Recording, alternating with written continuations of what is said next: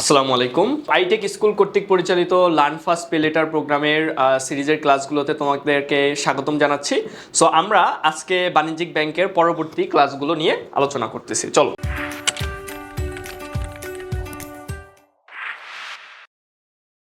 So আমরা বাণিজ্যিক ব্যাংকের অনেকগুলো উদ্দেশ্য সম্পর্কে কিন্তু জেনেছি। আজকে আমরা আরো উদ্দেশ্য এবং কার্যাবলী সম্পর্কে জানার চেষ্টা করব। সো আমরা আগের ক্লাসে কিন্তু 7টা কেন্দ্রীয় ব্যাংকের উদ্দেশ্য সম্পর্কে জেনেছি। এখন আমরা আরো কিছু কিছু উদ্দেশ্য রয়েছে, সেগুলো সম্পর্কে চলো বিস্তারিত আলোচনা করি। ওর কি রয়েছে দেখো।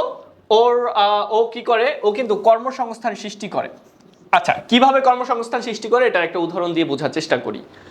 একটা যে কোনো ব্যাংক, মনে করো আমরা বললাম Dutch Bangla bank. Dutch Bangla bank, এই ডাচ বাংলা ব্যাংকের কি রয়েছে দেখো, বাংলাদেশে কিন্তু অসংখ্য শাখা রয়েছে। এই ডাচ বাংলা ব্যাংকের কি রয়েছে? অসংখ্য শাখা রয়েছে। এবং এই যে ব্যাংক, প্রত্যেকটা শাখায় অনেকজন কর্মকর্তা কর্মচারী কাজ করে। সো আলটিমেটলি দেখা যাচ্ছে যে দেশে বড় ধরনের বা অনেক মানুষের একটা কর্মসংস্থানের জায়গা হচ্ছে কোথায়? এই হচ্ছে ডাচ বাংলা ব্যাংক। এরকম প্রত্যেকটা ব্যাংক, মানে বাংলাদেশে যতগুলো ব্যাংক আছে সেগুলোকে যদি আমি কাউন্ট করি এবং এদের শাখা প্রশাখাকে যদি কাউন্ট করি, তাহলে দেখবা যে বিশাল একটা মানুষের কর্মসংস্থানে কিন্তু জায়গা হচ্ছে কি এই ব্যাংক। ওকে, সো প্রত্যক্ষভাবে ও কিন্তু কি করলো? কর্মসংস্থানের সৃষ্টি করলো। ও আরো একটা ভাবে কর্মসংস্থান সৃষ্টি করতে পারে। কিভাবে? চলো দেখি। ব্যাংক কি করে? মানুষকে যার টাকা লাগবে তাকে ঋণ দেয়, তাই না? ঋণ নিয়ে সাধারণ মানুষ কি করে? ঋণ নিয়ে সাধারণত মানুষ বিজনেস করে। কি করে? বিজনেস করে।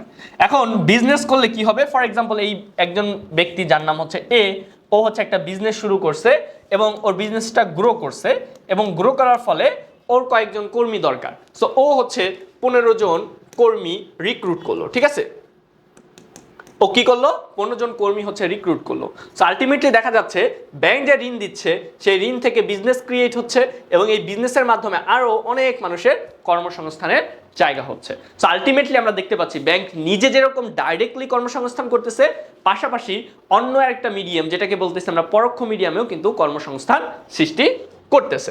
তারপর কি রয়েছে দেখো, ধনী ও দরিদ্রের বৈষম্য হ্রাসকরণ। সেন্ট্রাল ব্যাংক কি মানে বাণিজ্যিক ব্যাংক কি করে? ধনী দরিদ্রের বৈষম্য হ্রাসকরণ করে। কিভাবে করে?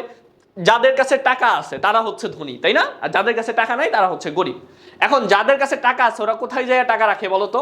যাদের কাছে টাকা আছে ওরা টাকা যায় রাখে হচ্ছে সেন্ট্রাল ব্যাংকে। কোথায় রাখে?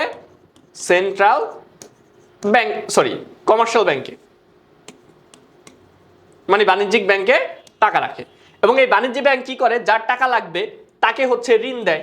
সো আলটিমেটলি দেখা যাচ্ছে যে ধনীর টাকা গরিবের কাছে চলে আসতেছে। সো এভাবে কি হয়? ধনী দরিদ্রের যে বৈষম্যটা রয়েছে সেটা কিন্তু হ্রাস হয়। তাছাড়া ও কি করে? সঞ্চয়ের প্রবণতা সৃষ্টি করে।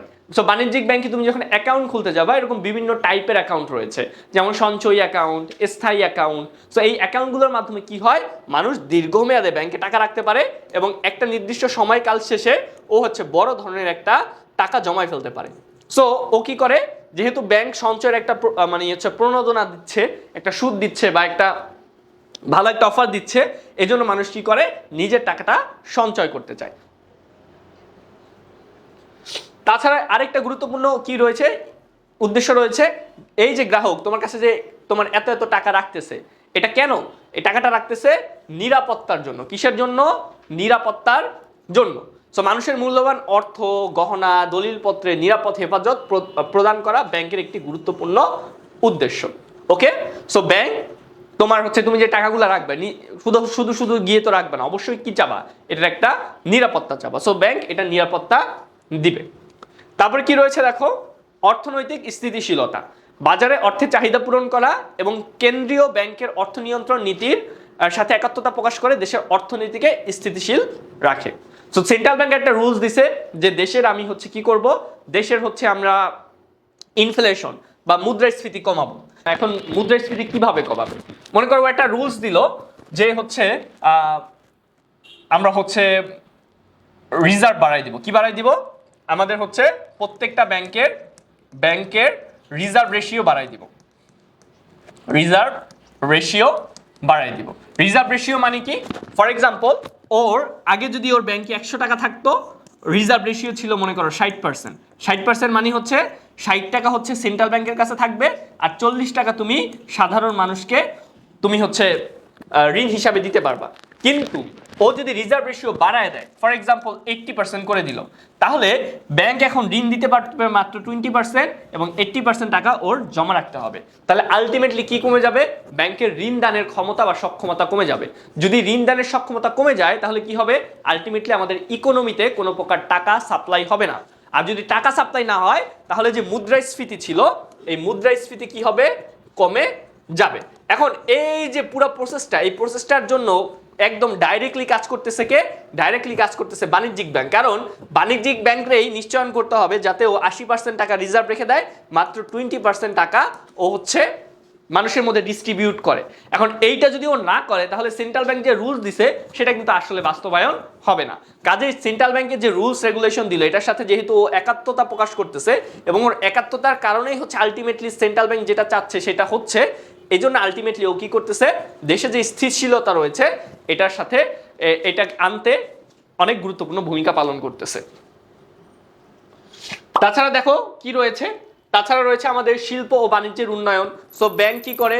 বিভিন্ন শিল্প খাতে ঋণ দেয়, বিভিন্ন বাণিজ্যিক কাজে সহায়তা করে। তুমি যদি বৈদেশিক লেনদেন করতে যাও, ব্যাংক ছাড়া কিন্তু পসিবল না। তুমি যদি চাও তুমি চায়না থেকে 1 কোটি টাকার মাল আনবা, এটা কিন্তু তুমি যদি ব্যাংকের সাহায্য না নাও তাহলে কিন্তু এটা কোনোভাবে আনা পসিবল হবে না। সো তুমি যদি বৈদেশিক বিজনেস করতে চাও তাহলেও কিন্তু তোমার ব্যাংকের শরণাপন্ন হতে হবে, এবং ব্যাংক এই ক্ষেত্রে মানুষকে সাহায্য সহযোগিতা করে থাকে।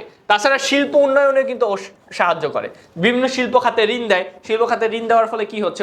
ওই সেক্টরটা ডেভেলপ হয়। তারপরে কি রয়েছে দেখো, মানুষের জীবনযাত্রার মান উন্নয়ন করে। এখন তো মানে হচ্ছে ব্যাংকিং কার্যক্রম এত ইজি হয়ে গেছে, আমাদের যে আগের কমপ্লেক্স যে প্রসেসগুলো ছিল সেগুলো কিন্তু এখন আর নাই। আমাদের টাকা দেওয়ার জন্য লাইন ধরে ব্যাংকে দাঁড়ানো লাগে না, টাকা উঠানোর জন্য লাইন ধরে ব্যাংক থেকে উঠানো লাগে না। জাস্ট মোবাইল ফোনে তুমি হচ্ছে যে কোনো ব্যাংকের অ্যাপে ঢুকবা, অ্যাপে ঢুকে যে কাউকে টাকা হচ্ছে ট্রান্সফার করে দিতে পারবা। টাকা ঢুকানোর জন্য যাওয়া লাগতেছে না, টাকা হচ্ছে তোমার পাঠানোর জন্য যাওয়া লাগতেছে না। সো অনেক বেশি হচ্ছে কাজ হয়ে যাচ্ছে। তাছাড়া আগে দেখতাম যে হচ্ছে তোমার বিদ্যুৎ বিল দেওয়ার জন্য ব্যাংকে গিয়ে লাইন দেওয়া লাগতো, তারপরে হচ্ছে গ্যাসের বিল দেওয়ার জন্য লাইনে দাঁড়ানো লাগতো, এগুলো কিন্তু এখন আর নাই। সো ব্যাংকের কারণে আমাদের কি হয়েছে? আমাদের যে জীবনযাত্রার মান এটা অনেক সহজ এবং উন্নত হয়ে উঠেছে।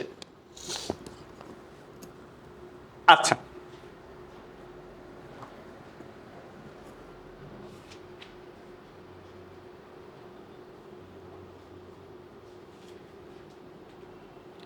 জীবনযাত্রার মান কি হয়েছে?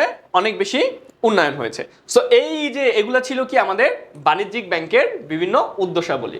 সো এতক্ষণ পর্যন্ত আমরা কি করলাম? এতক্ষণ পর্যন্ত হচ্ছে আমরা বাণিজ্যিক ব্যাংকের বিভিন্ন উদ্দেশ্য রয়েছে সেগুলো সম্পর্কে বিস্তারিত জানলাম।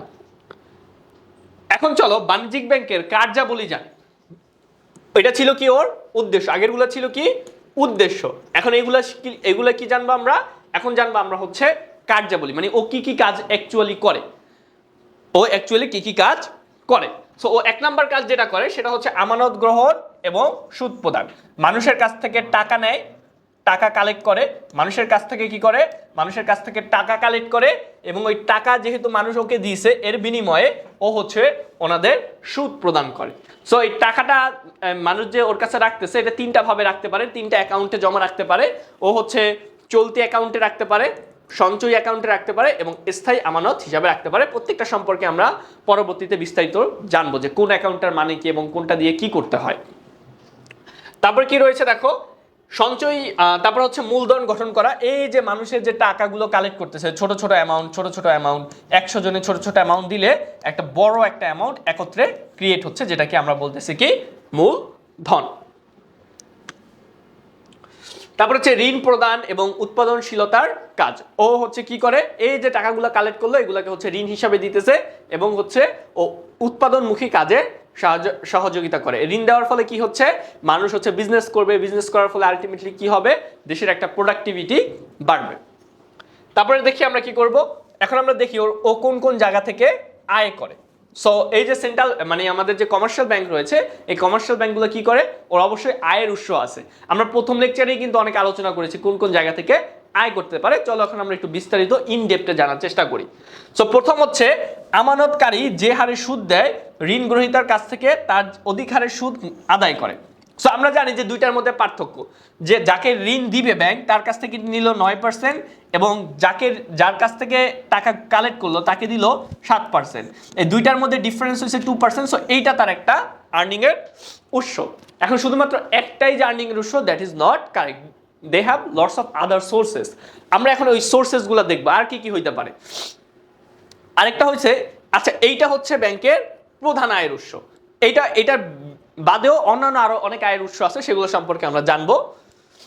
আচ্ছা, এগুলো আমরা পরবর্তী লেকচারে আরো ইন ডিটেলসে জানবো। এখন আমরা একটু জানি যে ঋণ আমানত কিভাবে সৃষ্টি হয়।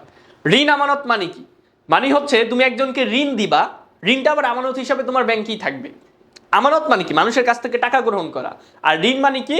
অন্যকে হচ্ছে টাকা দেওয়া, এই তো। এখন ঋণ আমানত মানে হচ্ছে তুমি একজনকে ঋণ দিলা, আবার ঋণের টাকাটা তোমার ব্যাংকেই রেখে দিলা। কিভাবে হয় চলো একটু দেখি। মনে করো এ হচ্ছে 1 লক্ষ টাকা ঋণ লাগবে। এর কত টাকা ঋণ লাগবে? এর হচ্ছে 1 লক্ষ টাকা ঋণ লাগবে। ও হচ্ছে একটা ব্যাংক গেল, ব্যাংকের নাম ধরলাম আমরা সিটি ব্যাংক। সিটি ব্যাংকে গিয়ে ওর যত ইনফরমেশন ছিল এই ইনফরমেশনগুলো শেয়ার করলো যে হচ্ছে আমার 1 লাখ টাকা লাগবে এবং আমার সব ভ্যালিড ডিটেলস কাগজপাতি আছে। সো সিটি ব্যাংক কি করলো? সিটি ব্যাংক ওকে 1 লাখ টাকা অ্যাপ্রুভ করলো, কিন্তু 1 লাখ টাকা ওকে ক্যাশে দিল না। কি করলো না? ক্যাশে দিল না। ইনস্টেড কি করলো?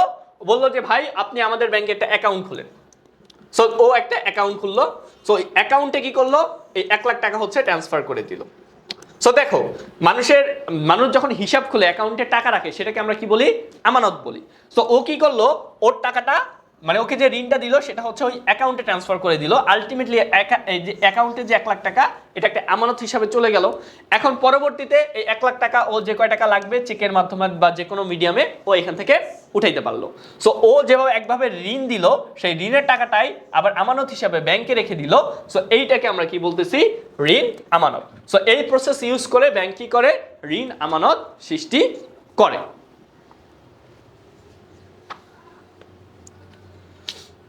সো এটার একটা উদাহরণ, প্র্যাকটিক্যাল উদাহরণ এখানে দেওয়া আছে। সো এই 1 লক্ষ টাকার উদাহরণটা আমরা কিন্তু ভালো মতো ব্যক্তিগতভাবে বুঝে ফেলেছি। সো এইটারই ডিটেলস আলোচনা করা আছে। সো আশা করি তোমাদের এই বিষয়টা বুঝতে কোনো প্রকার সমস্যা হয় না। সো আজকের ক্লাসে আমরা কি শিখলাম? আজকের ক্লাসে আমরা ব্যাংকের বিভিন্ন উদ্দেশ্য বলি, পাশাপাশি ব্যাংকের বিভিন্ন কার্যাবলী সম্পর্কে ডিটেল জেনেছি এবং আরো বিস্তারিতভাবে ব্যাখ্যা করার চেষ্টা করেছি যে কিভাবে ব্যাংক ঋণ আমানতের সৃষ্টি করে, তাই না? যেটাকে বলা হয় ক্রেডিট ক্রিয়েশন ইংরেজিতে। সো তোমাদের বাড়ির কাজ কি থাকবে? বাড়ির কাজ হচ্ছে তোমরা আলোচনা করবা এবং নিজের ভাষায় খাতায় লিখবা যে ব্যাংক কিভাবে ধনী এবং দরিদ্র যে মানুষ রয়েছে তাদের মধ্যে যে বৈষম্য সেটা দূর করতে সাহায্য করে। এবং কি বলা হয়েছে দেখো তো, আমানত গ্রহণ করা এবং ঋণ বর্জন করা একে অপরের পরিপূরক, এই কথাটার বিশ্লেষণ করে তোমরা খাতায় লিখবে। আশা করি আজকের ক্লাসটা তোমরা এনজয় করেছো এবং আজকের ক্লাসের যে কনসেপ্টগুলো রয়েছে সেগুলো তোমরা ভালোমতো বুঝতে পেরেছো। তোমরা যদি ক্লাস থেকে উপকৃত হও তোমরা তোমাদের অনুযায়ী, তোমাদের সাধ্য অনুযায়ী তোমরা আইটেক স্কুলকে পে করতে পারো। সো পে করার জন্য তোমরা কি করবা? আমাদের ওয়েবসাইটে ভিজিট করতে পারো অথবা আমাদের হটলাইনে কল দিতে পারো। তাছাড়া তোমরা যদি একটা নির্দিষ্ট অ্যামাউন্টের অর্থ পেমেন্ট করো তাহলে কিন্তু তোমরা আমাদের প্রাইভেট কেয়ার ব্যাচে ভর্তি হয়ে যেতে পারবা, যেখানে হচ্ছে তোমরা নিবিড় পরিচর্যার মাধ্যমে নিশ্চিত একটা প্রোগ্রেস নিশ্চয়ন করতে পারবা।